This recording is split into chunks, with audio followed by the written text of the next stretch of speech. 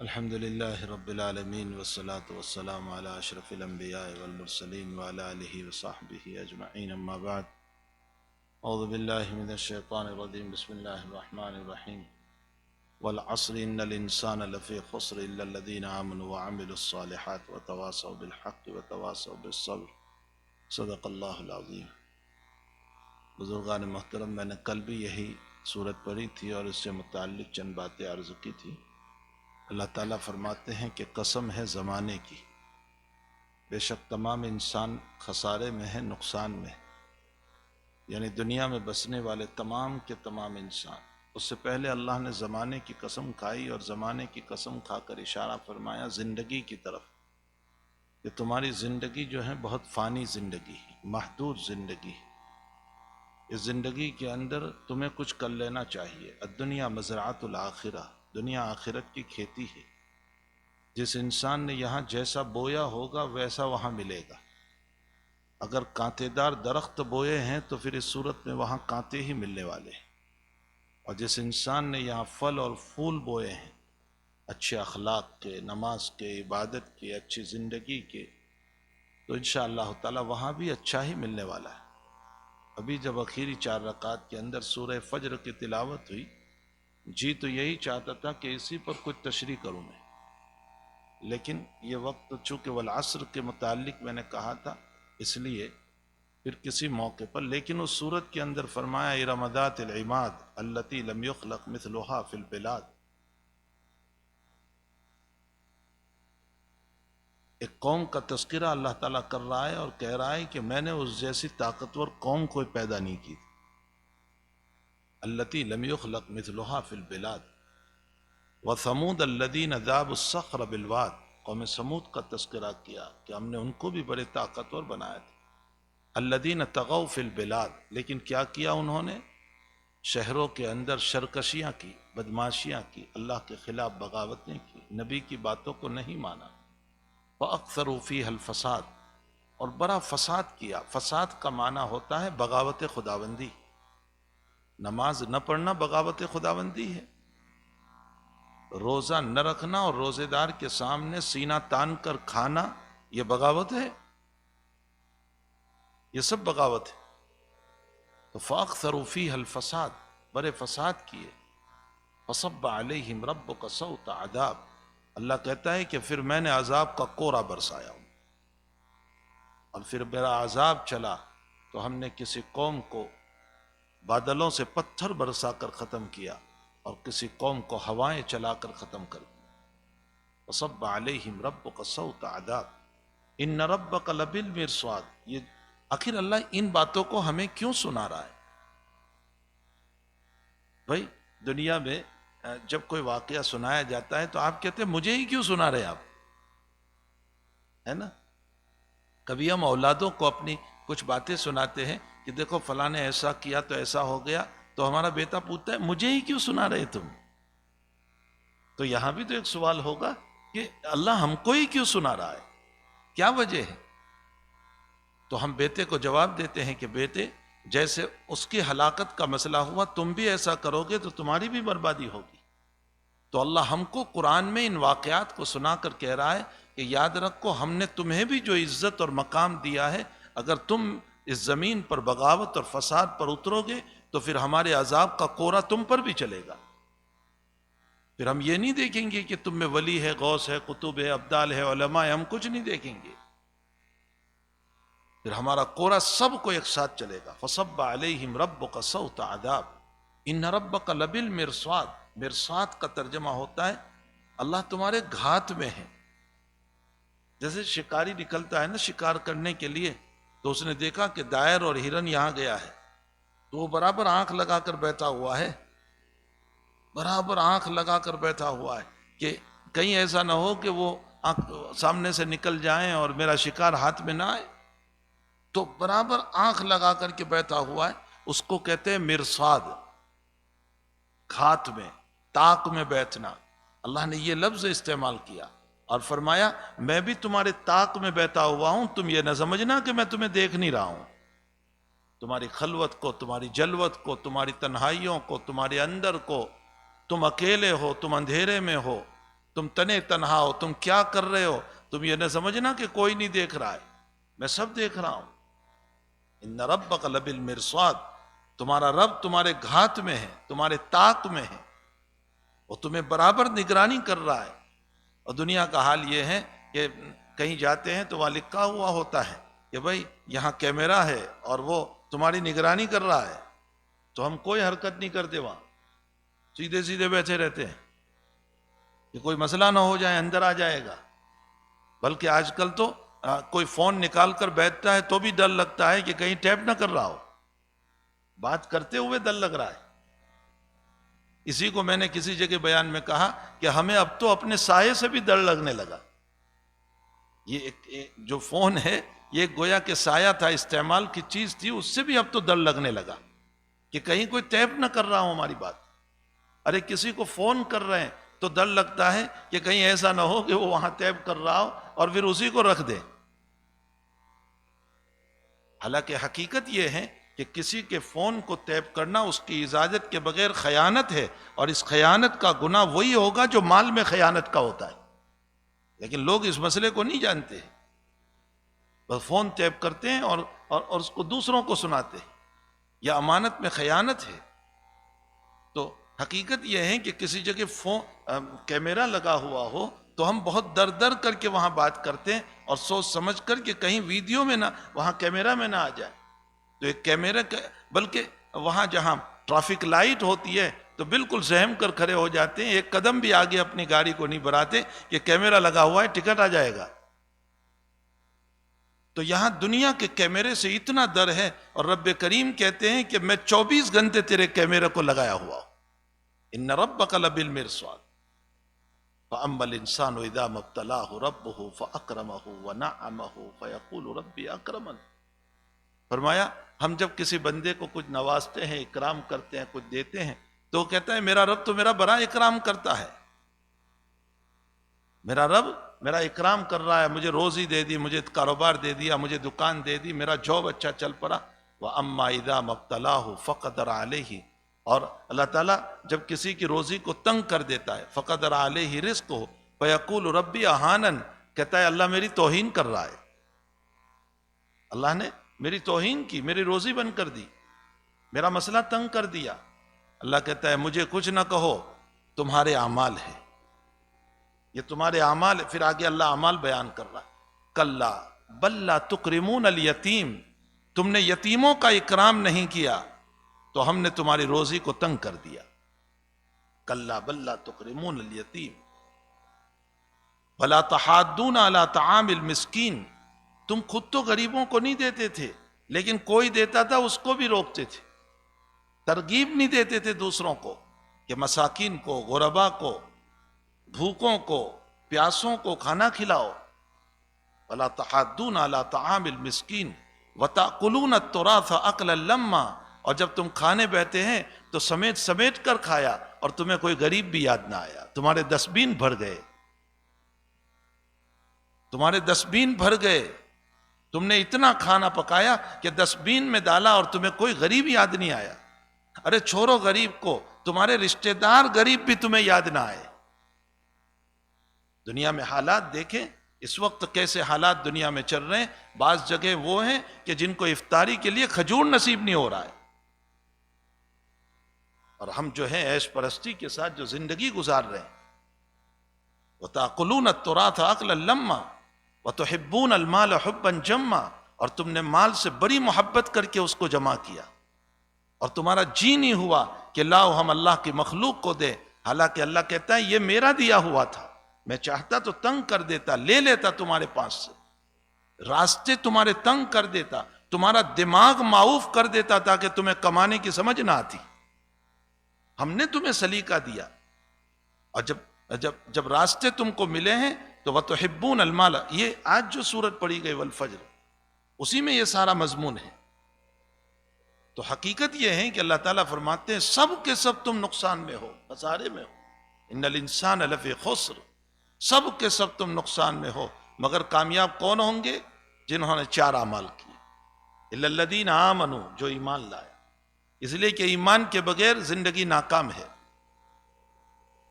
علامہ ابن جوزی رحمۃ اللہ علیہ اپنے ملفوظ میں فرماتے ہیں کہ ساری دنیا تمہارے قدموں میں سجدہ کر دیں اور دولت کا ڈھیر آ جائیں، لیکن خدا کی ناراضگی کے ساتھ تف ہو ایسی دولت پر۔ جہاں رب ناراض ہے اس دولت کو کیا کریں گے؟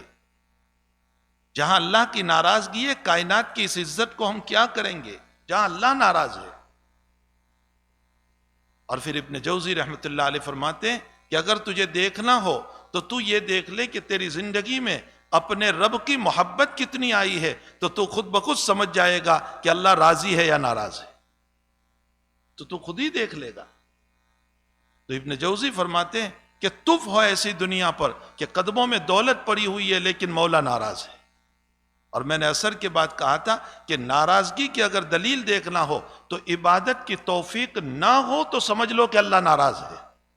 اگر عبادت کی توفیق نہیں ہو رہی ہے، جی ہی نہیں چل رہا ہے عبادت کی طرف، تو سمجھ لو کہ اللہ ناراض ہے۔ اور میں نے کہا علامہ رومی رحمۃ اللہ علیہ نے ایک مثال دے کر کے سمجھایا ان لوگوں کے جواب میں جو یہ کہتے ہیں ہم اتنی دعا کرتے ہیں اور وہ اللہ جواب نہیں دے رہا ہے، ہم اتنی نماز پڑھتے ہیں وہ نہیں کہہ رہا ہے کہ قبول ہو گئے۔ تو علامہ رومی نے جواب دیا کہ تو جو ہے اے اللہ جو کہہ رہا ہے بار بار، گفت اے اللہ ہے ماں لبے کے ماس، کہا کہ تو جو یہ اللہ کہہ رہا ہے نا یہ ہمارا جواب ہے، اللہ کہہ رہا ہے میرا جواب ہے، اس لیے کہ اگر میں تجھ سے ناراض ہوتا تو تجھے اے اللہ کہنے کی قوت بھی نہ دیتا، تجھے توفیق بھی نہ دیتا کہ تو اے اللہ بول سکے۔ میں جو تجھے بار بار اے اللہ بولنے کی توفیق دے رہا ہوں اور نماز کے بعد نماز کی توفیق دے رہا ہوں اور نفل کے بعد نفل کی توفیق دے رہا ہوں اور خیرات کے بعد خیرات کی توفیق دے رہا ہوں، یہ سمجھ لے کہ میں راضی ہوں اور میرا جواب ہے یہ کہ میں تجھ سے راضی ہوں۔ تو ان الانسان لفی خسر، سب کے سب خسارے میں ہے، کامیاب کون؟ الا الذین آمنوا، جس کے پاس ایمان ہے، ایمان والا کامیاب ہے۔ دنیا میں بھی یاد رکھو میں نے اور آپ نے دنیا کی دولت کو بہت بہت اہمیت دے رکھی ہے، حالانکہ سب سے بڑی اہمیت ایمان کو، ایمان سے بڑھ کر کوئی دولت ہی نہیں۔ دنیا میں جو مومن ہے وہ سب سے بڑا مالدار ہے، سب سے بڑا مالدار ہے جس کے پاس اللہ نے ایمان دیا ہے، اس سے بڑھ کر دنیا میں کوئی مالدار نہیں ہو سکتا ہے۔ اس لیے کہ دنیا کی زندگی تو چٹنی روٹی پر بھی پوری ہو سکتی ہے، دنیا کی زندگی چٹائی پر سو کر بھی ختم ہو سکتی ہے، لیکن بغیر ایمان کے نہ قبر کامیاب نہ آخرت کامیاب، کامیابی مل ہی نہیں سکتی۔ تو الا الذین آمنوا، اگر ایمان والے ہیں ہم اپنے ایمان کی بہت قدر کریں کہ رب کریم نے کتنی بڑی دولت ہم کو دے رکھی ہے۔ اور پھر آپ ان لوگوں سے پوچھیں جو بڑی عمر کے اندر ایمان لائے ہیں اور جن کی زندگی میں جو ایمان لا کر کے ایمان میں داخل ہوئے، آپ ان سے پوچھیں ایمان کی قدر، ان لوگوں سے پوچھیں تو پتا چلے گا کہ ایمان کتنی بڑی دولت ہے۔ ایک صاحب جماعت میں آئے تھے ٹیونیشیا سے، وہ جلدی جلدی تسبیح پڑھ رہے تھے۔ شیخ نے اس کو پوچھا کہ آپ بہت جلدی تسبیح پڑھتے ہیں، کیا بات ہے؟ انہوں نے کہا تم لوگ تو پیدائشی مسلمان ہو، اس لیے تم نے نہ معلوم کتنی تسبیحات پڑھی، تو تمہارے کتنے درخت جنت میں لگ چکے ہیں۔ میں نیا مسلمان ہوں، 55 ایئرس کی عمر میں مسلمان ہوا، تو مجھے درخت لگانے ہیں، اس لیے میں جلدی جلدی پڑھ رہا ہوں۔ آپ اس سے پوچھئے ایمان کی قدر۔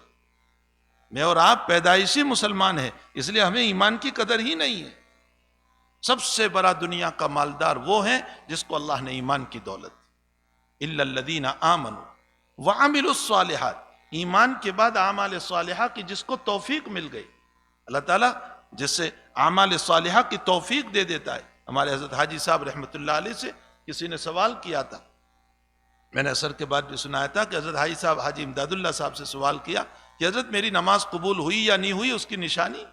تو حضرت نے میزان پہلے تو فرمایا کہ اللہ کا کوئی خط میرے پاس نہیں آتا ہے کہ میں یہ کہوں کہ نماز قبول ہو گئی۔ پھر حضرت نے فرمایا کہ اگر ایک نماز کے بعد دوسری نماز کی توفیق ہو رہی ہے تو سمجھ لو کہ پہلی نماز قبول ہو گئی، اس لیے کہ اللہ ناراض ہوتا تو کبھی بھی تمہیں دوسری مرتبہ اپنے در پر نہ بلاتا۔ یہ بلانا دلیل ہے، یہ دوسری نماز کی توفیق دلیل ہے کہ اللہ تم سے راضی ہے۔ تو الا الذین آمنوا وعملوا الصالحات، اعمال صالحہ والے اپنی زندگی بنانا چاہیے۔ ابھی جو میں نے حدیث پڑھی یہ حدیث قدسی ہے، بخاری شریف کی روایت۔ ابو ذر غفاری فرماتے ہیں کہ نبی اکرم صلی اللہ علیہ وسلم نے فرمایا من عمل حسنۃ، جس پر میں نے اثر کے بعد قدر وضاحت کی تھی من عمل حسنتن، جو نیک عمل کرتا ہے، فلہ عشر امثالہا، اللہ اس کا 10 گنا اس کو ثواب عطا کرتا ہے، 10 گنا۔ وہ صرف نماز نہیں، وہ نماز ہو، روزہ ہو، زکوٰۃ ہو، حج ہو، سبحان اللہ ہو، تسبیحات ہو، اخلاق حسنہ ہو، جو بھی نیک عمل کرے گا اللہ 10 گنا ثواب عطا کرے گا۔ اور اگر اللہ کی رحمت ہے، فرمایا وَمَنْ عَمِلَ سَيِّئَةً، جس نے گناہ کر لیا، فَلَا يُجْزَى إِلَّا مِثْلَهَا، اللہ کہتا ہے 10 گنا گناہ نہیں لکھتا ہوں میں، ایک ہی گناہ لکھتا ہوں، 10 گنا نہیں، ایک ہی گناہ۔ اور اس میں بھی توبہ کا دروازہ اس نے کھلا رکھا کہ موت تک میں تو توبہ کرے گا تو میں اس کو ایسے مٹا دوں گا کہ لکھنے والے فرشتوں کو بھی پتہ نہیں رہے گا، اس میں بھی اس نے دروازہ کھلا رکھا۔ وَمَنْ عَمِلَ سَيِّئَةً فَلَا يُجْزَى إِلَّا مِثْلَهَا وَأَغْفِرُ لَهُ، اور میں چاہوں تو معاف بھی کر دوں گا، میں مالک ہوں، میں چاہوں تو معاف بھی کر دوں گا، شرط یہ ہے کہ تیری توبہ ہو جائے۔ یہ تو سب بہانے ہیں، عبادت تو، یہ عبادت جتنی ہے نا یہ سب بہانے ہیں، ورنہ کوئی اتنی سی عبادت پر اتنی بڑی جنت مل سکتی ہے؟ ارے دنیا میں آپ تھوڑا سا کام کرو اور مالک سے کہو کہ آپ کی کمپنی میں مجھے پارٹنر بنا دو، وہ کہے گا بے وقوف ہے کہ 2-4 سال کام کیا میں تجھے پارٹنر بناؤں گا؟ تو دن میں 1 گھنٹہ نماز نہیں پڑھی ہم نے، کل نمازوں کا وقت ملا لو تو 1.5 گھنٹہ ہوتا ہے زیادہ سے زیادہ، ہم 1.5 گھنٹے کی نماز میں لامتناہی جنت کے مالک بن جائیں، اتنی بڑی جنت کے مالک۔ جبکہ دنیا کا حال یہ ہے کہ دنیا کے اندر یہ جو سانس لے رہے ہیں اس کا بدلہ ادا نہیں ہو سکتا ہے۔ یہ جب بلا اور وبا ابھی چلی تھی تو اس بلا اور وبا کے زمانے میں ان ممالک میں جو بیچارے غریب ممالک ہے اور جہاں آکسیجن کی کمی ہو گئی تھی، وہاں ایک آکسیجن کا بوتل 20 ہزار روپے میں ملتا تھا۔ 20,000 یعنی آپ کے وہاں کے $400 ہوئے، 20,000 روپے، لیکن وہاں کے اعتبار سے 20,000 روپے بہت ہو گئے، غریب آدمی کے لیے 20,000 تو بہت ہو گئے، تو 20 ہزار روپے میں ملتا تھا۔ میں نے اس زمانے میں ایک بات کہی تھی کہ ہم دیکھیں دنیا کے اندر، اور وہ بوتل کتنی چلتی تھی، 1 دن 2 دن 3 دن، زیادہ سے زیادہ 3 دن، اگر سلو چلاؤ تو 3 دن، ورنہ 2 دن میں ختم، 1 دن میں ختم۔ تو آپ انداز لگائیں کہ 1 دن کے سانس کے آکسیجن کے لیے 20,000 روپے دیے، اور میرے مالک نے 60 سال تک مفت میں آکسیجن دیا ہے، 1 پیسہ نہیں لیا، 1 پیسہ اس نے نہیں لیا، نہ کبھی بل بھیجا ہمارے نام کہ تو جو سانس لے رہا ہے دن بھر اور رات بھر سوتے سوتے بھی تجھے تو پتا بھی نہیں، اور میں سانس تجھے پہنچا رہا ہوں، اگر نیند میں تیرا سانس بند کر دوں تو تو جو ہے اسی وقت روانہ ہو جائے گا۔ تو راتوں میں سانس دیا، دن میں سانس دیا، یہ میری نعمتیں ہیں۔ جب دنیا کی نعمتوں کا بدلہ یہ عبادت نہیں ہو سکتی تو کیا اللہ کی رضا کا بدلہ ہو جائے گا؟ اللہ کی جنت کا بدلہ یہ ہو جائے گی عبادت؟ یہ تو صرف بہانے ہیں کہ تعالیٰ جل شانہ فرماتے ہیں کہ تم کھڑے ہو جاؤ۔ تو حق تعالیٰ نے یہ اس لیے فرمایا کہ اگر تم جو گناہ کرو گے 1 ہی گناہ میں لکھوں گا، اور ہو سکتا ہے توبہ کر لو میں تمہیں معاف بھی کر دوں گا۔ اسی لیے آپ دیکھیں کہ الحمد شریف روزانہ ہر رکعت میں ہم پڑھ رہے ہیں، آپ نے ایک لفظ پر کبھی غور بھی کیا؟ اس نے کہا مالکی یوم الدین۔ دیکھو بہت غور سے سنو، اللہ کہتا ہے مالکی یوم الدین، میں قیامت کے دن کا مالک ہوں، قیامت کے دن کا مالک ہوں۔ حالانکہ قیامت کے دن تو اللہ تعالیٰ فیصلے کرے گا، اور فیصل کو جج کہتے ہیں، حاکم کہتے ہیں عربی میں حاکم، اور ہمارے وہاں جج کہا جاتا ہے اس کو۔ تو وہ فیصل بنے گا، حاکم بنے گا، جج بنے گا، تو کہنا یوں چاہیے تھا کہ حاکمی یوم الدین۔ قرآن میں الحمدللہ رب العالمین الرحمن الرحیم، حاکمی یوم الدین کہنا چاہیے تھا کہ میں قیامت کے دن کا جج ہوں، حاکم ہوں، فیصلے کروں گا، لیکن اس نے مالکی یوم الدین کہا کہ میں مالک ہوں۔ مفسرین نے اس پر لکھا ہے کہ اس میں نقطہ یہ ہے کہ حاکم اور جج جو ہوتا ہے وہ قانون کے تابع ہوتا ہے، مالک قانون کے تابع نہیں ہوتا۔ ایک جج ہوتا ہے، اب جب مجرم کھڑا ہو کر کے معافی مانگے اور یوں کہیں کہ مجھے معاف کر دیجئے، میں معافی چاہتا ہوں، میں آئندہ یہ جرم نہیں کروں گا، تو جج کہتا ہے کہ جی میں تو آتا ہے تجھے معاف کر دوں، لیکن قانون منع کر رہا ہے، میں تجھے معاف نہیں کر سکتا۔ تو جج قانون کے تابع ہے، معاف نہیں کر سکتا، لیکن اللہ کہتا ہے مالک یوم الدین، میں کوئی قانون کے تابع قیامت کے دن نہیں ہوں گا، بلکہ میں مالک ہوں، جس کو چاہوں گا معاف کروں گا اور جس کو چاہوں گا سزا دوں گا، تم میں سے کسی کو پوچھنے کا حق نہیں ہوگا۔ اس لیے اس نے مالک کہا، میں قیامت کے دن کا مالک ہوں۔ تو بہرحال میرے بھائیو، حدیث شریف میں فرماتے ہیں آگے کہ من عمل قراب الارض خطیئتا، جس نے زمین بھر کر گناہ کیے، زمین بھر کر یعنی پوری زمین بھر دی گناہ سے، ثم لقینی، پھر وہ مجھ سے ملا، میرے پاس آیا، معافی مانگنے لگا، گر گرانے لگا، آہوجاری کرنے لگا، بھٹکا ہوا تھا، بہت دور ہو چکا تھا، مسجدوں سے دور تھا، عبادت سے دور تھا، شراب خانوں میں تھا، ڈرگس کے نشوں میں تھا، پھر اس کو تنبہ ہوا، کوئی ساتھی مل گیا، سمجھایا اور اس کو لے آیا یہاں پر۔ اللہ کہتا ہے زمین بھر کے تو نے گناہ کیے تھے، شرط یہ ہے کہ تو نے شرک نہ کیا ہو، اور اگر شرک بھی کر لیا ہو تو اس سے بھی اگر تو معافی مانگ لے تو اس صورت میں فرماتے ہیں کہ میں بھی زمین بھر کے تجھے مغفرت دے دوں گا، جتنے تو گناہ لے کر کیا۔ یہ کوئی یہ کلام کسی انسان کا نہیں ہے، بلکہ حضور پاک صلی اللہ علیہ وسلم کا بھی کلام نہیں ہے، اللہ کا کلام ہے، حدیث قدسی ہے۔ فرمایا من عمل قراب الارض، جو زمین بھر کر کے گناہ لے کر کے آیا، ثم لقی، یعنی پھر مجھ سے ملا اس عالم میں کہ لا یشرک باللہ شیئا، یعنی یہ قیامت کا مسئلہ ہے کہ وہاں شرک لے کر اگر نہیں گیا تو اللہ کہتا ہے کہ اغفر لہ مثلہا، میں بھی زمین بھر کر تجھے مغفرت دوں گا، میں بھی تجھے معاف کر دوں گا، میری رحمت بڑی وسیع ہے، تو میرے در پر آ جا، تو کتنا ہی دور کیوں نہ ہو چکا ہو لیکن میرے در پر آ جا، شاید تیرے ماں باپ بھی اتنے جلدی راضی نہیں ہوں گے جتنا تیرا مولا راضی ہو جائے گا۔ سیدھی سی بات ہے کہ ماں باپ جب ناراض ہو جاتے ہیں تو مہینہ مہینہ تک قطع تعلق کر لیتے ہیں، 2 مہینہ اور 5 مہینہ، بلکہ بھائی جب ناراض ہو جاتا ہے تو کہتا ہے میرے جنازے پر نہ آنا، بہن ناراض ہوتی ہے کہتی ہے میرے جنازے پر، بھائی اتنا جلدی راضی نہیں ہوتا، ماں باپ اتنے جلدی راضی نہیں ہوتے، میرا رب 2 قطرے آنسو کے اندر سچے دل سے بہا لیے جائیں 2 منٹ میں راضی ہو جاتا ہے۔ تو پھر اس رب کو ہم کیوں نہ منائیں؟ اس حدیث شریف میں اس کی رحمت بیان کی گئی، الا الذین آمنوا وعملوا الصالحات، اعمال صالحہ والی زندگی، اچھے اعمال والی زندگی اور گندی زندگی سے بچنا، گناہوں سے اپنے آپ کو بچانا، خود بھی بچاؤ۔ اور آگے فرمایا وتواصوا بالحق، دوسروں کو حق بات کی تلقین کرو۔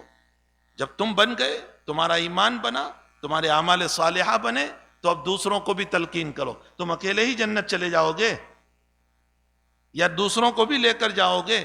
فکر کرو دوسروں کی، وتواصوا بالحق، حق بات کی ایک دوسروں کو تلقین کرو، امر بالمعروف کرو، نہی عن المنکر کرو، بھلائی کی باتیں بتاؤ، برائی سے روکو، محبت اور شفقت کے ساتھ سمجھانے کی کوشش کرو۔ آج نہیں تو کل اس کے دل میں بات اترے گی، اور قرآن حدیث ایسا ہے جو کبھی نہ کبھی رنگ لا کر رہے گا، کبھی نہ کبھی رنگ لا کر رہے گا۔ سمجھاتے رہو، سمجھاتے رہو، وتواصوا بالحق، حق بات کی تلقین کرتے رہو، ایک دوسرے کو بتاتے رہو۔ اور جب کبھی تم حق بات بتانے جاؤ گے تو بہت ممکن ہے کہ سامنے والا شروع میں تمہیں گالی بھی دے گا، غصے بھی ہوگا، برا بھلا بھی کہے گا، تو تم کیا کرو گے؟ وتواصوا بالصبر، صبر سے کام لینا، صبر کی بھی تلقین کرو کہ بھائی دین کے اندر تو صبر کرنا ہی پڑتا ہے، برائی سننی ہی پڑتی ہے، کچھ نہ کچھ باتیں سننی ہی پڑتی۔ نبی علیہ الصلوۃ والسلام نے کیا کم سنا ہے؟ حضور پاک صلی اللہ علیہ وسلم نے کتنا سنا، آپ کو گالیاں دی، آپ کو خائن کہا، آپ کو ملامتیں کی، آپ کے قتل کی سازش کی، آپ نے سب کچھ برداشت کیا۔ تو جس انسان میں 4 چیزیں ہوگی وہ تو کامیاب، آمنو، ایمان، وعملوا الصالحات، اعمال صالحہ، وتواصوا بالحق، حق بات ایک دوسروں کو بتاؤ، اور صبر کی تلقین کرو، یہ 4 باتوں والا کامیاب، اور جس میں یہ باتیں نہیں ہیں وہ ناکام۔ ان الانسان لفی خسر، پھر وہ خسارے والی زندگی میں جا رہا ہے، ساری دنیا جمع کر لے، قرآن کہتا ہے کہ وہ خسارے میں ہے، وہ نقصان میں ہے، اس لیے کہ اس کی دولت اس کو عذاب سے نہیں بچا سکے گی، اس کی عزت اس کو عذاب سے نہیں بچا سکے گی اگر ایمان اور اعمال صالحہ نہیں ہے اس کے پاس۔ اور اسی کو حق تعالیٰ جل شانہ نے حدیث قدسی میں فرمایا من اقترب الی شبرا، فرمایا ایک بالش تم آؤ گے نا اتنے، تقربت الیہ ذراعا، تو میں اتنا آ جاؤں گا تمہاری طرف۔ ومن تقرب الی ذراعا، حدیث قدسی اللہ کہہ رہا ہے تم 1 ہاتھ آؤ گے، تقربت الیہ بان، میں اتنا آ جاؤں گا، 2 ہاتھ، بان 2 ہاتھ آ جاؤں۔ ومن اتانی یمشی، تم دھیرے دھیرے چل کر آؤ گے، اتانی ہرولا، تو میں دوڑ کر آ جاؤں گا۔ تمہارے اٹھنے میں دیر ہے، رب کے آنے میں دیر نہیں ہے، تمہارے اٹھنے میں دیر ہے۔ ہمارے بزرگوں نے اس حدیث شریف کو بہت پیارے انداز میں سمجھایا، اس مثال کو میں سمجھاؤں۔ فرماتے ہیں کہ دیکھو، ہمارا چھوٹا سا معصوم بچہ ہوتا ہے، چھوٹا سا 1 سال کا 1.25 سال کا ہے، وہ بیچارہ کھڑا نہیں ہو سکتا۔ اب ابا امی بڑے محبت اور بڑے پیار سے، بیٹا کھڑا ہو جا، بیٹا کھڑے ہو جا، بیٹا کھڑا ہو جا، اس کو بار بار کھڑے کرنے کی، اب وہ محبت میں کھڑے ہونے کی کوشش کرتا ہے۔ ذرا کھڑا ہوا، بیٹا چلو نا، اب وہ کیا چلے گا، وہ تو 1 سال 1.5 سال کا ہے، وہ نہیں چل پاتا ہے۔ تو لیکن محبت میں جب ہم بار بار بولتے ہیں نا، تو وہ 1 قدم ابھی اٹھانے کی کوشش کرتا ہے، اتنے میں ابا یا امی جو ہیں اس کو آگے چل کر کے یوں آگوش میں لے لیتے ہیں اور کہتے ہیں بیٹا تو گر جائے گا، تجھے چوٹ آ جائے گی۔ اس مثال کو سمجھو، اللہ بھی کہتا ہے میرے بندے تو میری عبادت کے لیے کھڑا ہو جا، پھر میں تیری کوتاہیوں کو اپنی آگوش میں لے کر معاف کر دوں گا۔ تیرے آنے میں دیر ہو سکتی ہے، تیرے رب کے راضی ہونے میں دیر نہیں ہو سکتی۔ تو ہمیں چاہیے کہ ہم اپنی زندگی کو اعمال صالحہ پر لائیں اور گندی زندگی سے اپنے آپ کو بچائیں اور بہت بچانے کی کوشش کریں۔ انسان جب کوشش کرتا ہے نا، اللہ راستے نکالتا ہے۔ والذین جاہدوا فینا لنہدینہم سبلنا، جو ہمارے راستے میں مجاہدہ کرتا ہے پھر ہم اس کو راستے بتاتے ہیں۔ لنہدینہم سبلنا، اور ہدایت کا معنی جب اللہ کی طرف منسوب ہوتا ہے نا، تو اس کا معنی ہوتا ہے اللہ ہاتھ پکڑ لیتا ہے۔ اسی لیے ہمارے بزرگوں نے ترجمہ فرمایا والذین جاہدوا فینا، جنہوں نے ہمارے راستے کا مجاہدہ کیا، اپنے نفس پر قابو رکھا، اللہ کہتا ہے میں اس کا ہاتھ پکڑ کے ہدایت پر لے چلوں گا، میں بچا لوں گا تجھے، تو کوشش تو کر۔ لیکن بس ہم تو یوں کہتے ہیں اب کیا کریں، ہو جاتے ہیں گناہ۔ کسی بزرگ کے پاس جاتے ہیں، کچھ توجہ فرما دیجئے، ارے بھائی توجہ سے کام چلتا بزرگوں کے، تو پھر نبی اکرم صلی اللہ علیہ وسلم کے زمانے میں ابو جہل بے ایمان نہ جاتا، پھر حضور کی توجہ سے وہ مسلمان ہو چکا ہوتا۔ ابو لہب بے ایمان نہ جاتا، عتبہ شیبہ ولید یہ بے ایمان نہ جاتے، اتنے سارے مشرکین بے ایمان نہ جاتے، اگر توجہ ہی سے کام چل جاتا۔ صرف توجہ سے کام نہیں چلتا، اپنے مجاہدے سے کام چلتا ہے۔ انسان کو اپنے نفس پر قابو رکھنا پڑتا ہے، اپنے آپ پر زور دینا پڑتا ہے۔ آنکھیں گناہ کرنے کو چاہتی ہے، اپنے آنکھوں کو دیکھو۔ میں نے کل بھی یہاں وہ ہماری امداد السلوک کی مجلس ہوتی، میں نے یہ کہا تھا کہ اللہ تعالیٰ نے یہ جو پردہ رکھا ہے نا، اس کو اتنا سینسٹیو بنایا ہے کہ جہاں ارادہ کیا اور بن، جہاں ارادہ کیا اور بن، دیر بھی نہیں لگتی، شاید 10 سیکنڈ میں بن ہو جاتا ہے۔ ارادہ کیا اور بن ہو گیا، حتیٰ کہ مثال مشہور ہو گئی کہ پلک جھپکنے کے برابر میں آ گیا، بولتے ہیں نا پلک جھپکنے کے برابر، یعنی ذرا سی دیر میں۔ تو اتنا سینسٹیو کیوں بنایا کہ ارادہ کیا اور بن؟ فرمایا جب گناہ پر تیری نظر پڑے تو فوراً اپنی پلکوں کو جھکا لینا، بند کر دینا۔ قیامت کے دن تو یہ نہ کہہ پائے کہ اللہ گناہ ہو رہا تھا، میں نے پلکوں کو بند کرنے کی کوشش کی تھی، جلدی بند نہیں ہوئی۔ اللہ کہے گا میں نے تو تیرے ارادے پر اس کو رکھ دیا تھا، تو نے بند نہیں کی تھی اس کو۔ تو مجاہدہ کے بغیر جو ہے انسان گناہ سے نہیں بچ سکتا ہے، ہر چیز میں مجاہدہ کی ضرورت پڑتی ہے۔ ہمیں چاہیے کہ اپنے آپ کو گناہوں سے بہت بچائیں، اپنے نفس پر قابو رکھے، اپنی ذات پر قابو رکھے، اپنی آنکھوں پر قابو رکھے، اپنے دل و دماغ پر قابو رکھیں۔ انشاءاللہ تعالی پھر تھوڑے بہت جو گناہ بشری تقاضے پر ہو جاتے ہیں، رب کہتے ہیں میں اس کو معاف کر دوں گا۔ اللہ تعالی ہم تمام کو نیک اور صالح بننے کی توفیق عطا فرمائے۔ الحمدللہ رب العالمین والعاقبۃ للمتقین والصلاة والسلام علی اشرف الانبیاء والمرسلین وعلی آلہ وصحبہ اجمعین۔ اللہم ربنا آتنا فی الدنیا حسنہ وفی الآخرۃ حسنہ وقنا عذاب النار وقنا عذاب القبر وقنا عذاب الحشر وقنا عذاب الفقر وقنا عذاب الدین واحشرنا یوم القیامۃ مع المتقین مع الابرار واحشرنا یوم القیامۃ مع المتقین مع الایمان۔